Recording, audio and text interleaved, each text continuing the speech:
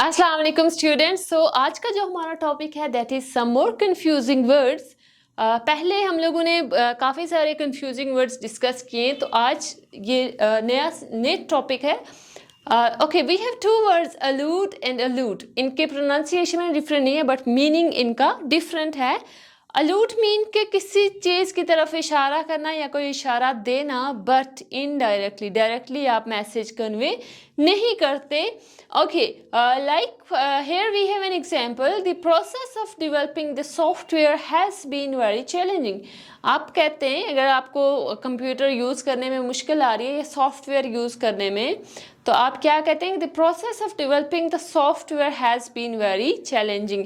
It means कि आप दूसरे बंदे को ये मैसेज कन्वे कर रहे हैं कि ये चीज़ मुश्किल है, सॉफ्टवेयर या कंप्यूटर पे काम करना थोड़ा मुश्किल हो रहा है, सॉफ्टवेयर को डेवलप करना। Okay, so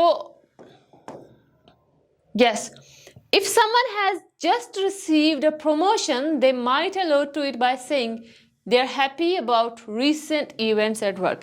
अगर आपकी कहीं पे प्रमोशन होती है, सपोज आप जॉब करते हैं कहीं पे, you can say that I am happy with the work of boss, or I am happy with the progress that our company is doing day by day. आप वो रेफर करें, लेकिन आप ये नहीं बता रहे कि आप खुश हैं कि आपकी प्रमोशन हुई है। प्रमोशन को आप डायरेक्टली किसी दूसरे बंदे को नहीं बता रहे, बट आपके एक्सप्रेशन से लग रहा है, आपकी स्टेटमेंट से लग रहा है that you are happy because you have been promoted.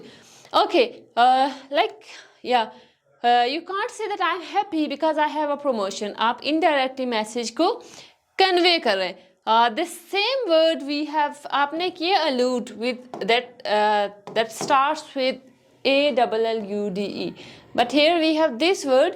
अब इसका मीनिंग क्या है कि किसी चीज़ से दूर भागना, like आप जैसे मैं आपको बताती हूँ, to avoid or escape from something, we often talk about criminals eluding the police. Criminal eluding the police mean कि criminals जो हैं वो क्या करते हैं, पुलिस से दूर भागते हैं या छुपते हैं।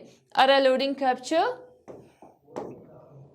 ओके, अब elude को हम एक और सेंस में यूज कर सकते हैं, that is called mental state. जिस mental sense which something escapes your understanding. जब आप कहते हैं कि कोई चीज़ हमें नहीं समझ आती, कोई चीज़ हमारे दिमाग के ऊपर से गुजर जाती है ना, जैसे सपोज मैं आपको ये बातें बता रही हूँ, वर्ड कंफ्यूजिंग वर्ड्स, अगर आपके समझ में ये बात नहीं आ रही, वर्ड्स नहीं आ रहे, you can say that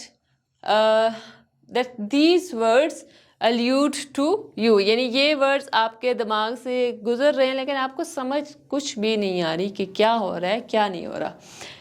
Like I have tried and failed many times, success seems to elude me. Success क्या करती है, मुझसे दूर भागती है। मैंने बहुत दफ़ा कोशिश की और मैं फेल हो गया, इसका मतलब ये है कि सक्सेस आपसे दूर भाग रही है।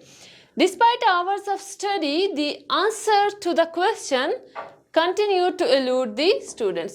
इसका मतलब इस सेंस में ये है, इस सेंटेंस में elude the student के वो स्टूडेंट की समझ में नहीं आया, और यहाँ पे ये कि सक्सेस आपसे दूर भाग रही है। दूर भागना एक अलग मीनिंग है इसका, और समझ में ना आना एक अलग मीनिंग है। इट हैज सेवरल मीनिंग्स, क्योंकि जो ग्रामर है ना या कोई भी लैंग्वेज है, उसके एक वर्ड्स के डिफरेंट मीनिंग होते हैं, सिनोनिम्स होते हैं, काफ़ी सारे उसके मीनिंग्स होते हैं। The next word is we have nearly, almost and mostly. अब इन वर्ड्स में क्या डिफरेंस है, इनको हम कैसे यूज़ करते हैं? First is nearly and almost, they both are same. ये क्या है, सेम है। इसका मतलब ये है कि तकरीबन कोई काम हो रहा है। Okay, they mean that somebody or something came close to doing something but didn't do it. इसका मतलब ये है, आप ये कहते हैं कि कोई भी चीज़ या कोई भी काम वो तो होने के करीब है लेकिन हुआ नहीं है, लाइक 100% होने वाला है लेकिन अभी वो कंप्लीट नहीं हुआ, या तकरीबन वो होने वाला है। ऑलमोस्ट का मीनिंग ये भी होता है कि for example, if Jane is running in a race and came in second place, just a couple of seconds behind the winner, then you could say Jane almost won the race. इसका मतलब ये है एक race competition है, एक जगह पे एक स्टूडेंट है, दूसरी जगह पे दूसरा स्टूडेंट है, और क्या हो रहा है कि जो फर्स्ट है ना, फर्स्ट कैंडिडेट या फर्स्ट जो बंदा रेस लगा रहा है, अब दूसरा उसके बिल्कुल करीब पहुंच के सेकंड पोजीशन पे आया। इसका मतलब ये है कि वो तकरीबन वो भी जीत चुका है, या आप कह सकते हैं कि Jain almost won the race, कि वो भी रेस जीत चुका है। या जैसे सपोज हम लोग मोस्टली टीवी देखते हैं ना, जब क्रिकेट मैच होते हैं पाकिस्तान का या किसी के साथ भी, तो हम लोग उसको देख के गेस्ट गा रहे होते हैं कि पाकिस्तान तकरीबन मैच जीत चुका है, Pakistan has almost won the game. Okay, like the battery is almost dead, अभी बैटरी डेड नहीं हुई, उसमें 2% चार्जिंग बाकी है, तो आप कहेंगे तकरीबन डेड होने वाली है या हो चुकी है। ठीक है, the battery is nearly dead, dead होने के करीब है। उसका मतलब है अभी थोड़ी बहुत उसमें चार्जिंग, और आपको पता है थोड़े टाइम बाद ये ख़त्म हो जाएगी। The words almost and nearly describe being very close to some limit per our nation winning the race. Okay, ये मैंने आप लोग को ऑलरेडी करवा दी एग्जाम्पल्स के इसको कैसे करनी है। अब जब मोस्टली है, मोस्टली का मतलब क्या होता है? The word mostly means generally, usually और मोर देन हाफ, 50% से ज़्यादा। मोस्टली मीन 50% से ज़्यादा। और मैंने आपको क्या बताया, ऑलमोस्ट या नियरली मीन 70% से ज़्यादा। अगर 70 जैसे हम लोग डिवीजन करते हैं ना किसी चीज़ की, ठीक है, जैसे सपोज आप कहते हैं यहाँ पे ये है 0, 25, 50, 70, 75 एंड 100। ओके, मोस्टली अगर बोलेंगे it means more than 50, nearly almost more than 75 और 70। The word mostly, okay, ये हो गया हमारे पास। एग्जाम्पल है, if there are 20 people in an English class, कितने स्टूडेंट हैं? 20, ठीक है, English class, and 17 are from South America. फिर हम क्या कह सकते हैं, अगर सपोज 20 बच्चे क्लास में, उसमें से 17 बच्चे KPK के हैं, तो हम क्या कहेंगे, mostly the students are from KPK और they are Pashto speakers. Okay, there is also a difference between most of and दूसरा क्या वर्ड है हमारे पास, most of and almost all। ठीक है, most of का मतलब होता है कि more than 50% से ज़्यादा, and almost all means close to 100। almost all मैंने आपको पहले भी बताया था कि almost all का मतलब क्या होता है कि तकरीबन सब। और ये क्या था हमारे पास, second one is most of. Most of mean ज़्यादा, most of means more than 50%। Okay, if 70% of the senators voted to approve a new law, then most of them voted in favor of it। अगर 70% senators ने क्या किए, vote किया एक new law को approve करने के लिए, फिर हम कह सकते हैं कि most of them are in favour of it. लेकिन अगर क्या है, 97% of the senators voted to approve a new law, then almost, अब क्या था कि अगर 70% से या 75% से ज़्यादा कोई चीज़ होगी या 100 के करीब होगी, तो हम उसको कहेंगे ऑलमोस्ट ऑल। 50 या हाफ से ज़्यादा कोई चीज़ होगी तो हम क्या कहेंगे, मोस्ट ऑफ। नेक्स्ट वर्ड है हमारे पास, we have alone, we have lonely, and the last word is only. अब अलोन का मतलब क्या होता है, अलोन मीन एक स्टेट है जब आप कहते हैं कि आई एम अलोन, यानी आप अकेले यहाँ पे हैं, you are alone in the room, you are alone in classroom. So इसका मतलब कि आप यहाँ पे अभी अकेले हैं। लेकिन जो वर्ड है ना हमारे पास, अब मैं आपको एक एग्जाम्पल देती हूँ इसकी, like okay, I like to take long walks alone. मैं लॉन्ग वॉक्स या मैं सैर के लिए अकेला जाना पसंद करता हूँ, so that I have time to think, ताकि मैं कुछ सोच सकूँ, सोचने का वक्त हो। He got up and left the restaurant leaving me alone at the table. उसने क्या किया कि मुझे वो रेस्टोरेंट के टेबल पे अकेला छोड़ के चला गया। इसका मतलब ये है कि वो अभी की स्टेट बता रहा है कि अभी आप अकेले हैं या you are accompanying with someone. Lonely, lonely mean आपकी ये है मेंटल स्टेट, ठीक है। अलोन मैंने क्या बताया था, फिजिकल स्टेट, कि अभी आप अकेले हैं या आपके साथ कोई है। Lonely mean your feeling lonely, यानी आपके ये इमोशनल स्टेट है। Lonely means feeling sad and isolated, ये है आपके पास, feeling sad and isolated. For example आप कह सकते हैं कि if you are away from your home you are feeling homesickness and you are feeling lonely as well, ठीक है। यू आर फीलिंग लॉनली, आप अकेले हैं नहीं, but you are feeling lonely.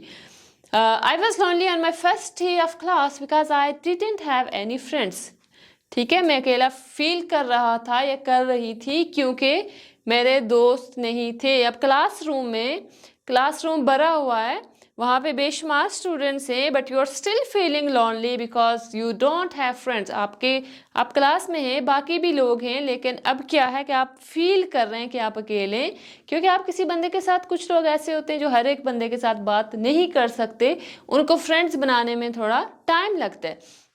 But alone मैंने आपको बताया कि अगर आप वाकई में कहीं पे अकेले हैं तो that is called alone. She can't stand being single. Okay, next. अब ओनली का मतलब क्या है? Only mean just once and can be used with people, objects or actions. After the word only we must have a person, object or last one क्या है? Last one is action. अब क्या है इसमें कि Dana was the only student who understood today's English class।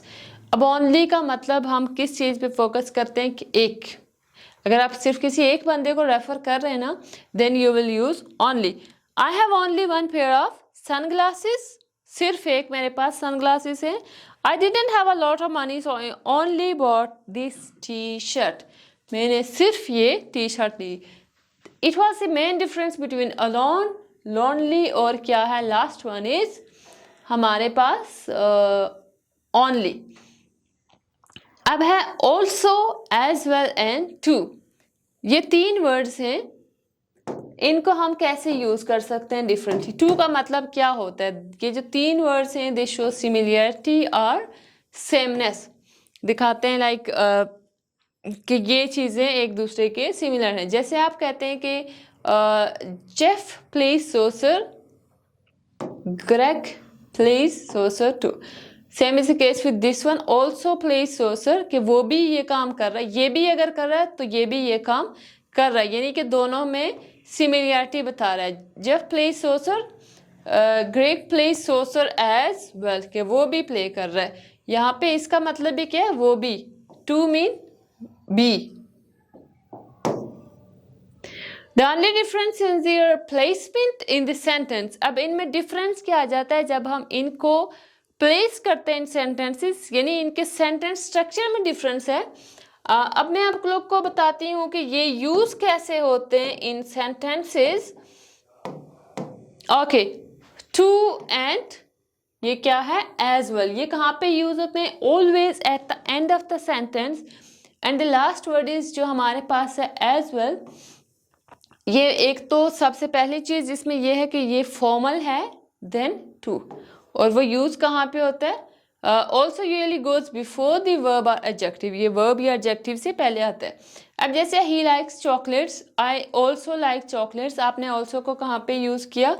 यहाँ पे। Okay, उसके बाद क्या था आपके पास? I like chocolate too. अब जिस टू का वर्ड आएगा वो कहाँ पे आएगा? Eight the end of the sentence, इसलिए हम इसको यहाँ पे ले गए। और ऑल्सो मैंने क्या बताया आपको? या वर्ब से पहले आएगा या एडजेक्टिव से। यहाँ पे क्योंकि क्या है? लाइक इज वर्ब, लाइक से पहले हमने लगाया also.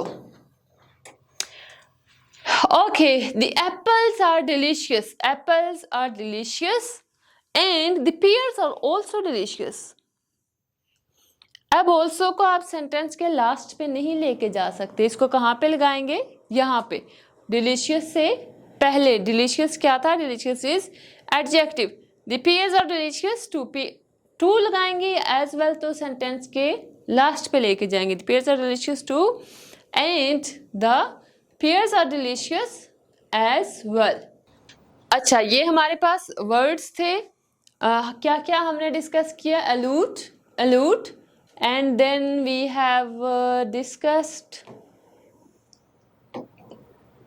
almost, mostly and nearly.